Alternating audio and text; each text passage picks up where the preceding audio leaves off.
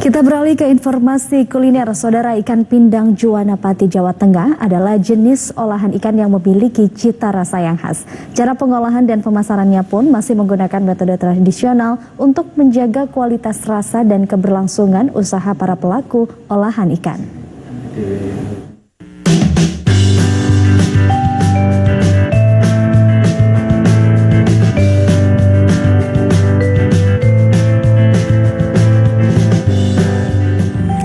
Di tengah modernisasi perikanan saat ini, ada produk olahan yang sulit dikembangkan dengan pendekatan teknologi dan modernisasi proses pengolahannya.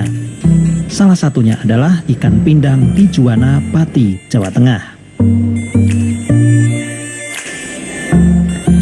Dari proses awal hingga jadi dan dipasarkan, jenis olahan ini lebih prospek jika diolah dan dikemas secara tradisional. Di rumah produksi ikan pindang milik Lukman Hakim ini misalnya, proses pengolahannya masih secara klasik tanpa pendekatan teknologi.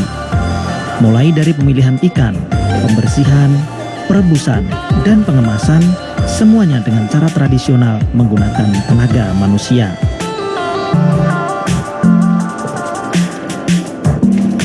"25 karyawan wanitanya dengan telaten membersihkan 1 hingga 2 ton ikan sebelum direbus. Kemudian 4 karyawan pria merebus di panci-panci besar dengan menggunakan kayu bakar dan mengemasnya ke dalam wadah anyaman bambu. Dari pagi hingga siang hari, proses produksi bisa diselesaikan Lukman Hakim dan para karyawannya. Untuk sementara ini masih secara tradisional, belum ada yang menggunakan mesin, kecuali untuk meniriskan saja, kita menggunakan blower itu saja. Setelah direbus, kemudian ikan ditiriskan, karena untuk dimuat ikan harus ke dalam keadaan tidak basah, tidak panas, adem istilahnya seperti itu. Kalau misalkan ketika dimuat itu keadaannya panas, nanti ditutup terpal sampai pasar membusuk ikannya. Lukman Hakim dan para pemilik usaha pindang lainnya menilai metode tradisional ini lebih efektif, efisien dan menguntungkan dibandingkan dengan cara modern. Perajin ikan olahan lainnya Sugito sependapat dengan pernyataan Lukman Hakim. Ia bersama para perajin pindang sempat berpikir untuk memodernisasi pengolahan pindang, tetapi sulit untuk diterapkan. Sugito bercerita, jika mereka merambah pasar retail modern seperti mal atau supermarket, justru kesulitan memasarkan. Jika diolah dan dikemas dengan tradisional, pagi diproses, siang jadi pindang, sore dikirim ke pasar tradisional, keesokan harinya terjual habis. Lantas, jika mengganti kayu bakar dengan gas memang lebih murah, namun berpengaruh ke kualitas rasa yang akhirnya berimbas ke kepuasan konsumen.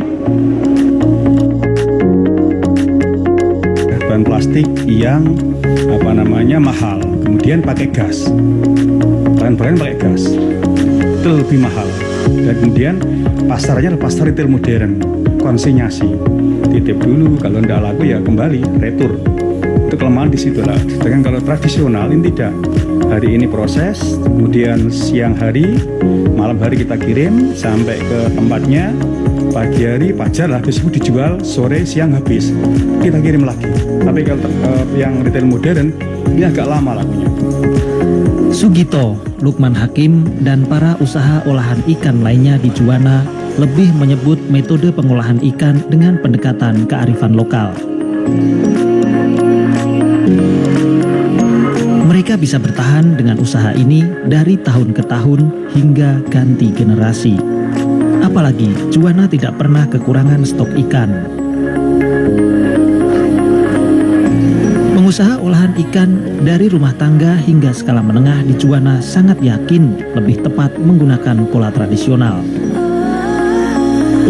Kecuali jika usaha mereka sudah berskala ekspor yang memang membutuhkan pendekatan teknologi dalam proses pengemasan, pemasaran, hingga penyimpanannya.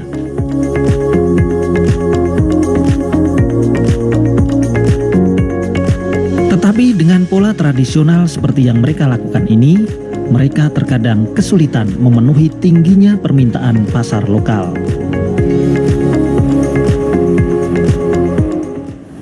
Saudara, sejumlah coffee shop